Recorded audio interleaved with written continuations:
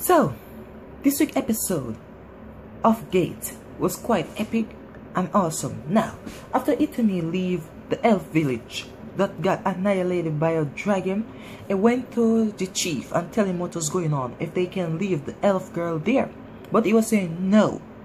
He didn't say no because he didn't like elf. He said no because they was going to abandon the village because of the fire dragon.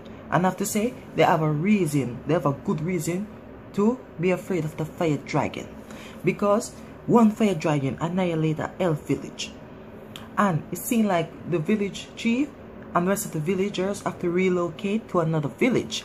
Now, when they was going, it seemed like some of the villagers' cart was overflowing, some was heavy, some couldn't hold some things, and some was stuck. Now, because of that, it seemed like a little girl was hurt, and the horse was riding up and they have to kill it. Now, when they was leaving the village and they meet a girl, that girl is the god of death. It seemed like she was annihilated, a bandit, before she meet Itami and the rest of them.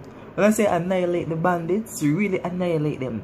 The leader of the bandit was saying, oh, so if we take over that village, I'm gonna move from a bandit king to a not bandit king, a bandit lord or a bandit leader to a lord. So he was smiling, and I have to say, he smiled, he died with a smile on his face. That was so funny. After she annihilated him. Now, you see that the villagers went to her. I was telling her what was going on because she thought that the Itami and the rest of them kidnapped the villagers. If they kidnapped the villagers, she would have annihilated them. So because they didn't do that, and the village kids was telling her what was going on, she was sitting down and Itami lap. Now, because of that, Itami was saying it was quite tough because two persons were sitting on the same seat, and Itami, the guy that was driving a van, was saying, "Captain, how could you?" He was saying that is so unfair because he wanted that girl to sit in his lap. Now, when it was going, I have to say the fire dragon was epic. Fire dragon was burning everything. People was getting killed left to right. And because of that, Itami was shooting the guns. And it didn't even pierce. When I said didn't even pierce the dragon's skin. The elf girl have to wake up and tell him to aim for the eye. So when they was aiming for the eye, the dragon was going like this to shield its eye. That's how tough his skin is. So because of that, Itami used a rocket launcher.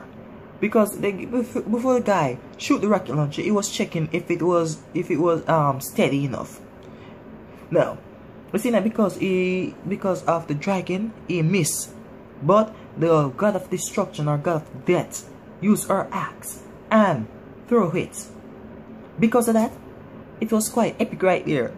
The axe destroyed the floor, and because it destroyed the floor, the dragon leaned over and get his hand blown off. His hand blown off. Now, it seems like the anime and the manga did differently.